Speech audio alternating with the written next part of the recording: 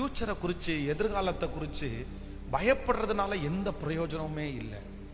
நீங்கள் ஃபியூச்சரை குறித்து, உங்கள் ஃபியூச்சரை குறித்து, உங்கள் பிள்ளைகளுடைய ஃபியூச்சரை குறித்து நீங்கள் பயப்பட்டீங்க அப்படின்னு சொன்னால், நம்ம இருக்கிறதுலையே ரொம்ப மோசமான பயம் என்ன அப்படின்னா எதிர்காலத்தை குறித்த பயம். எதிர்காலத்தை குறித்த பயம் நம்ம சைக்காலஜிக்கலாக நம்ம ரொம்ப எஃபெக்ட் பண்ணும். மன அழுத்தத்துக்குள்ளே சிலர் போகிறதுக்கு காரணம், சைக்காலஜிக்கலாக சிலர் பாதிக்கப்படுறதுக்கு காரணமே என்ன அப்படின்னா ஃபியூச்சரை குறித்து, எதிர்காலத்தை குறித்து பயப்படுறது. எதிர்காலத்தை குறித்து நம்ம யோசிக்க ஆரம்பித்தோன்னு வச்சுக்கோங்களேன், நம்மளால் இந்த உலகத்தில் அடுத்த ஸ்டெப்பு எடுத்து வைக்கவே முடியாது. அதனால் ஃபஸ்ட்டு நீங்கள் என்ன பண்ணுங்க அப்படின்னு சொன்னால், எதிர்காலத்தை குறித்து யோசிக்கிறத முதல்ல நிறுத்திட்டு என்ன பண்ணலான்னு தான் நீங்கள் முடிவெடுக்கணும்.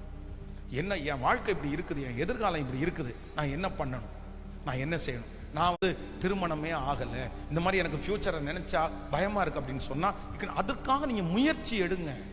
அமைதியா இருக்காதீங்க. நீங்க ஜெபம் பண்ணி போய் ஃபாலோ பண்ணுங்க.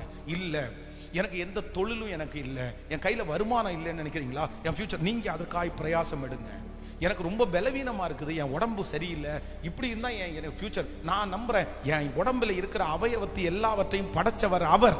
அவருக்கு தெரியாதா? அவருக்கு தெரியாதா? அவருக்கு தெரியும், அவருக்கு தெரியும். அதனால அவர் சரி பண்றதுக்கு வல்லவரா இருக்கிறார். கவலைப்பட்டு யோசிச்சு எந்த பயனும் இல்லை. அதனால ஆண்டவர் என்னுடைய, நான் நம்புறேன் ஒரு வருஷத்திலே கர்த்தர் உங்க எதிர்காலத்தை எப்படி வேணாலும் மாற்றுவார். ரூத்துக்கு என்ன எதிர்காலம் நினைக்கிறேன், என்ன ஃபியூச்சர் ரூத்துக்கு? இந்த நகோமி பயப்படுறதே எதுக்கு பயப்படுறாங்கன்னா, தயவு செய்து நீ உங்க அப்பா வீட்டுக்கு போ.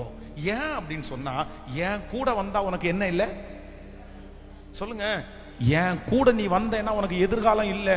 கோ, நீ போ, நீ போ, உங்க அப்பாட்ட போ, என்கிட்ட வராத, எனக்கு பிள்ளை பிறத்து கொடுக்க முடியாது, என் ஊருக்காரன் எவனுமே உன்னை கல்யாணம் பண்ண மாட்டான்.